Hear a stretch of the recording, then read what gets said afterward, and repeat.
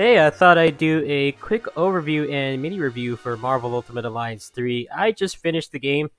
Honestly, it was enjoyable for the most part, but it has a lot of just amateurish design choices that make it far more frustrating than it should be. And anyway, I'll get into that later. Let's get into the core mechanics first. So, you choose 4 characters, pretty standard stuff. Your customization mechanic is the ISO 8, which is basically gear.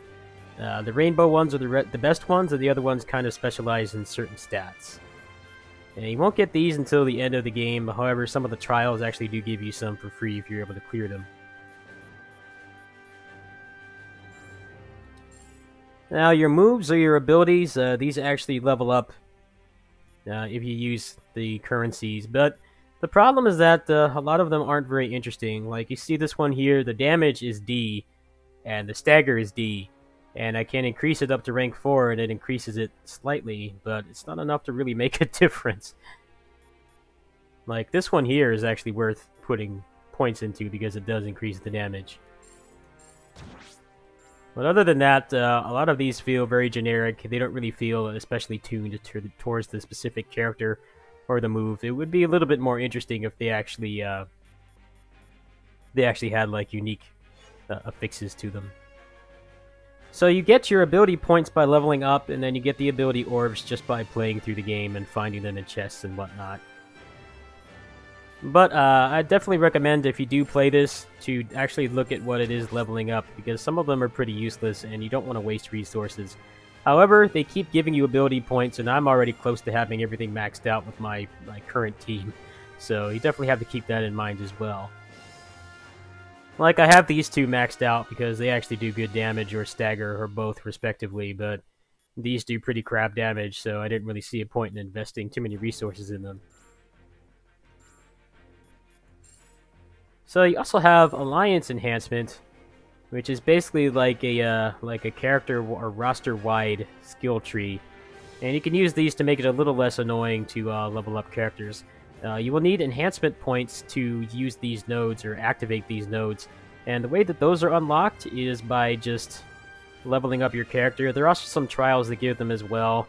So unfortunately, we'll have to level up a significant amount of the roster to get all of these, and that can be kind of obnoxious.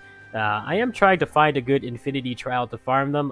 When I do find that, I'll definitely make a guide about it. But right now, the game is pretty long. It took me about maybe 10 to 12 hours to finish it, which, in my personal opinion, I like it when games are a little bit shorter. You know, if they have like a new game plus or multiple difficulty modes like this. Ideally, I like when the game is shorter so that I can get to the the end game faster and have more interesting things to kind of grind towards.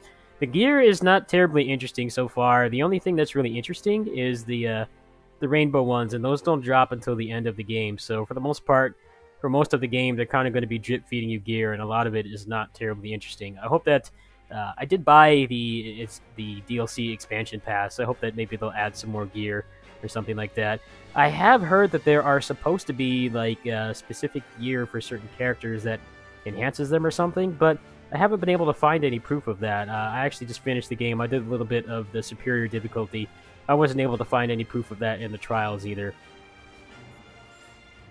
So anyway, there's also ISO 8 management.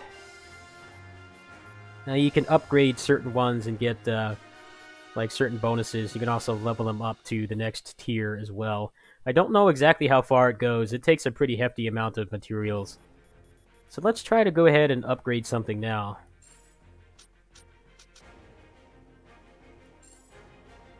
So that's a pretty minimal increase. That's basically how it works. When you get it to +5, you'll actually be able to sacrifice or dismantle other ISO 8s of the same color, and depending on if it works or not, you can actually upgrade it to the next tier. So let's go ahead and see if I can do that.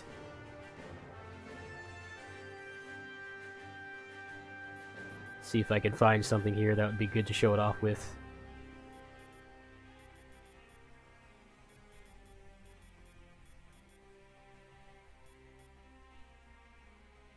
Ah, here we go. Alright, let's go ahead and upgrade this. That Wolverine's more of a tank. Oh, never mind. See, you need 3 of them at that certain level.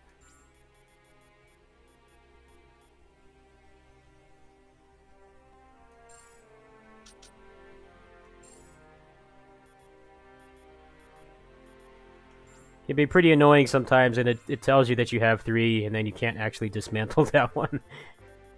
Alright, there's got to be something in here that I can do it with.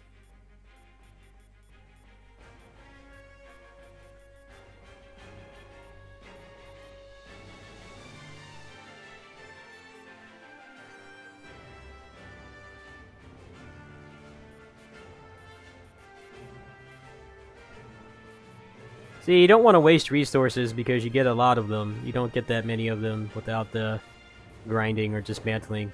So you always want to be careful, but I think I could do this one.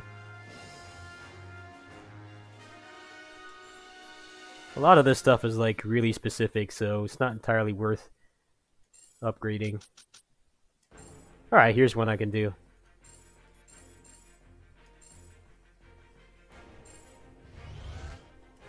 So that upgraded to the next tier.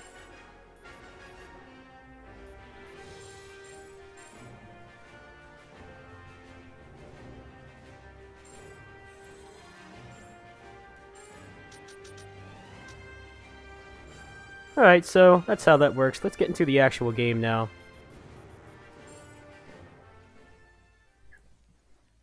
I think I'm gonna...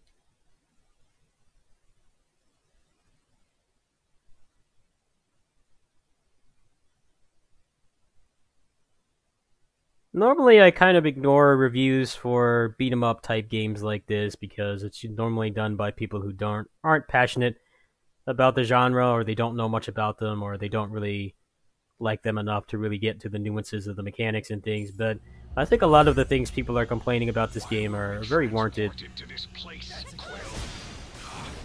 So that was a synergy bonus. Basically, if you hold the equivalent of R2, you'll see over there in the lower left-hand corner, the skill or move icons are flashing. That's telling me that I have synergy with Psylocke. So if I do, say, his uppercut, they'll both do their launch at the same time, but that will do increased damage. Let me get out here, the camera's better. So you have a square string, heavy attack, and then a jump attack. There is no jump, light, or hard attack. Everyone just has usually a Helm Breaker type attack. You can also guard cancel. Not entirely useful with the melee characters from my experience, at least the ones that I've played. It seems to be a lot better with the ranged characters because you can get a lot of projectiles out there faster. It's also a dodge cancel. The dodge is completely invincible.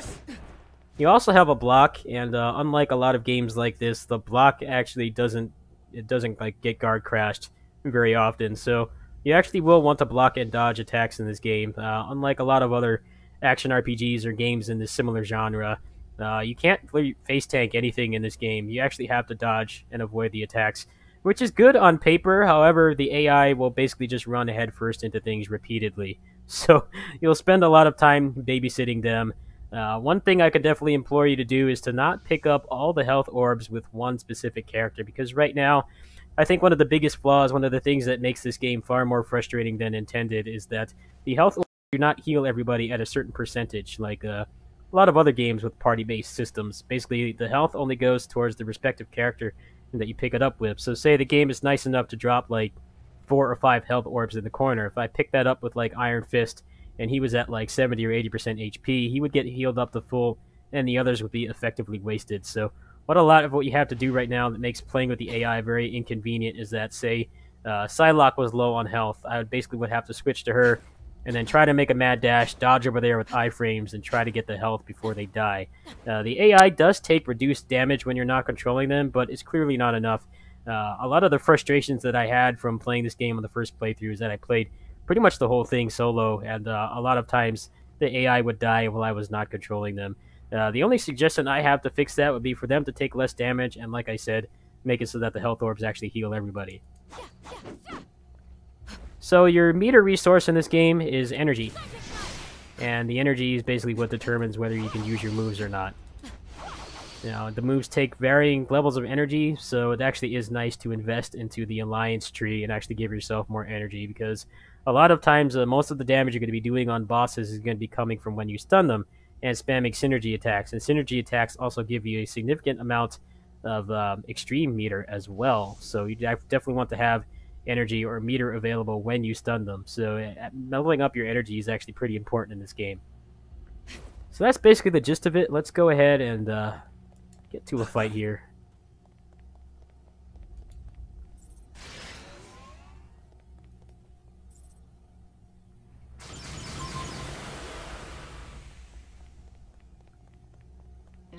And there are also synergy bonuses that you can get depending on certain things that you have in your party. Like if you have certain party members, it will actually give you a stat bonus. They haven't seemed too important to me, but I'm running 4 melee characters since the melee characters can deplete the shields a lot faster. I think I have like a 12% bonus right now in strength, which is pretty bonkers. Actually, it's only 10% at the moment. So you can try to build your team around that, but honestly, I really didn't have much trouble playing with all melee. I think if you were playing with actual people, you would definitely want a more balanced team for crowd control and things like that, but it seems like you can pretty much use what you want as long as you gear up your characters properly. So I think I got that new ISO 8 here. Let me see if I can put that on.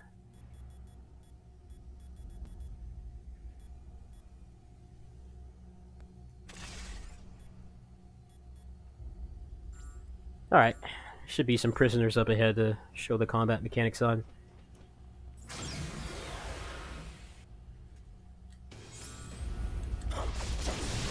So some enemies will have a stagger gauge, it's the purple bar, and when you stun it, they'll take increased damage.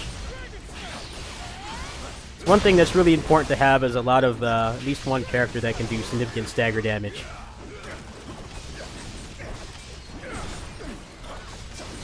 I should mention there are no like Dynasty Warriors type charge attacks in this game. Everyone just has a square string and then one like heavy attack. Which definitely feels a little awkward. It does feel a tad bit limited. There's a synergy attack there. You get the nice little particle effects and everything to signify that you did it. You also get a yellow damage indicator.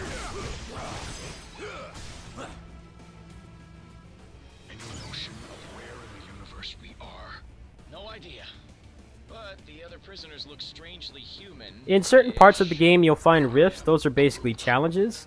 You'll definitely want to clear those and find them when you can, because otherwise you'll have to go through the story again. They can be of varying difficulty, varying rewards as well. I definitely recommend checking the rewards, because some of them are honestly not worth it.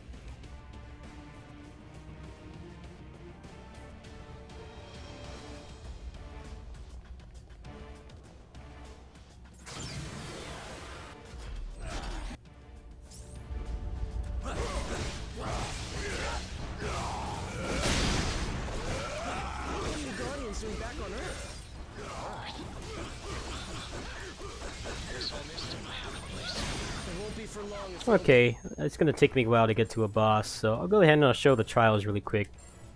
I've pretty much covered all facets of the game at this point. So let's find a quick boss to do here.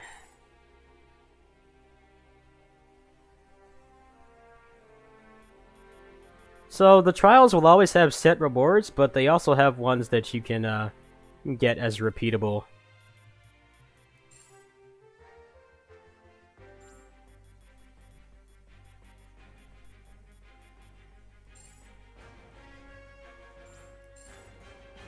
See, like I cleared this one with 2 stars, so I got the experience cube and the rainbow ISO 8. So sometimes these stars aren't worth going for. One thing I should also mention as well is that you generally have to be several levels above what the suggested level says. Otherwise, it's going to be really hard for you to finish it. Also, really pay attention to what the star rewards are. Like enhanced experience cubes are not honestly the best reward. So it's not really worth stressing yourself out to get this, unless you're really trying for the costumes. But from what I've been told, most of the costumes, if not all of the costumes, are just palette swaps. So it's up to you if that is, you know, something that you want to invest in. I honestly don't have that much interest in it. So let's go ahead and find a quick trial here that I can clear.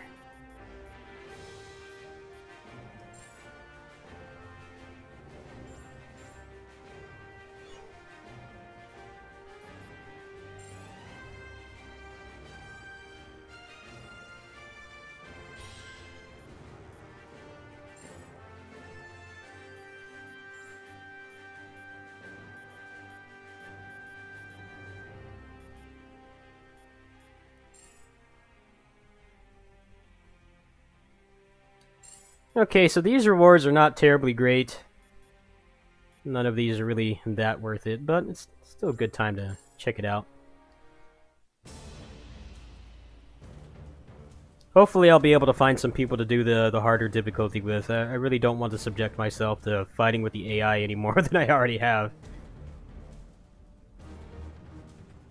I hear there's another difficulty past Superior, which I can't imagine doing that with the AI.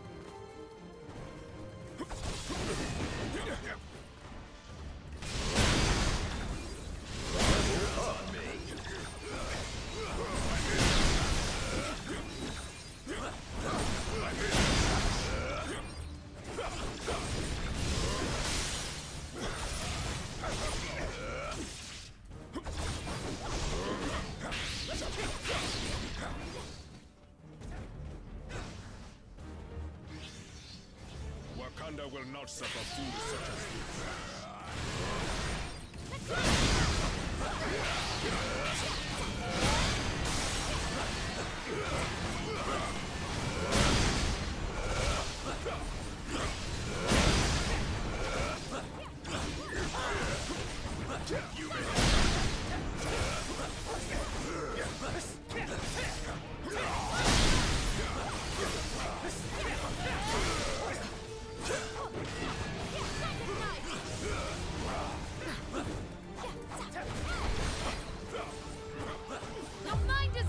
One more fist.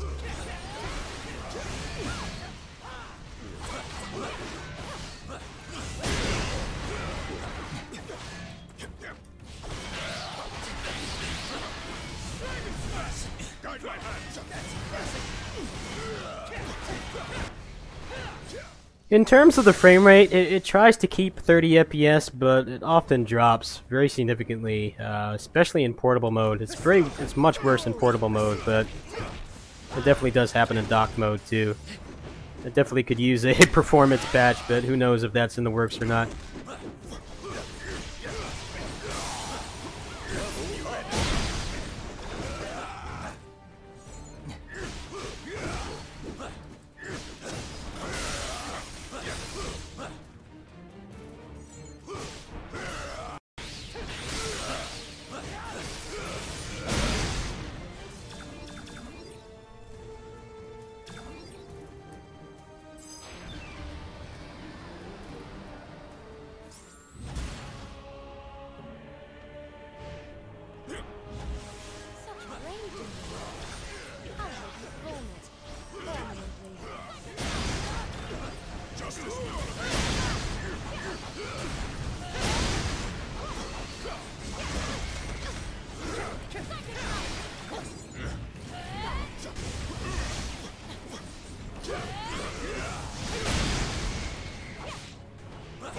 save some for me, bub.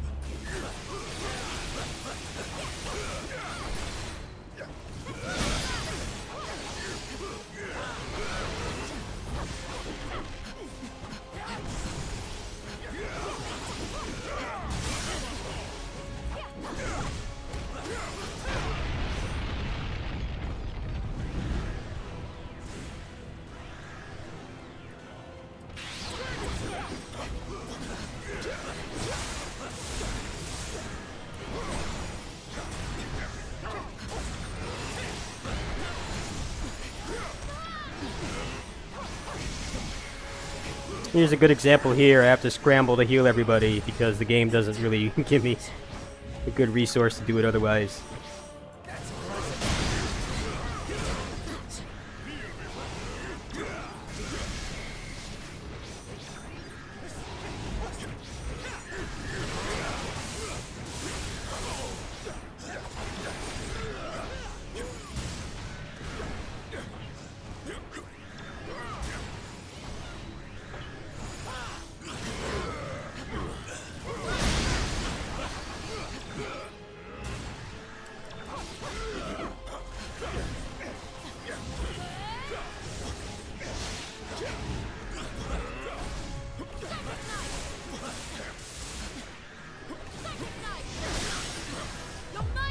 So when you do an extreme attack, you have an option to link with the other characters. If the subsequent character actually has the extreme meter as well. Alright, there you go. There's a trial. That was not half bad.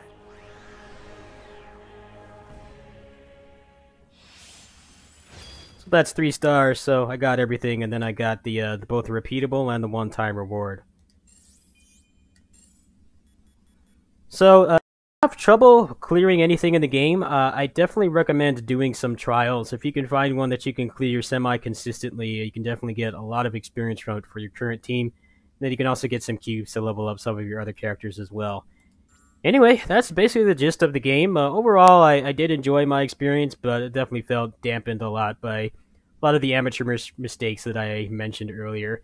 You know how Koei games are, they tend to really improve things later on. Dynasty Warriors 9 is probably the most recent example. So I have hopes that they'll make the AI better, and at the very least make them take more damage, or make the HP orbs actually heal everybody. Definitely reduce some of the frustration when playing solo, because obviously, you know, eventually that's going to be the only way you'll be able to play this game outside from offline friends or things like that. So I think they need to improve the single player experience, improve the loot and the frame rate and the camera, and I think this will be a really solid game. But right now, it definitely is a little bit rough over the edges. In terms of my future content for the game, most likely I'm going to try to get through Superior, but if I start hitting a roadblock because of the AI, then it's very likely that I'll try going on the Discord. Maybe I'll record some party runs or something. If I do find some good places to grind, I'll definitely let you guys know as well. Anyway, that's it. I hope this helps you guys make an educated purchase, and I'll catch you guys later. Peace.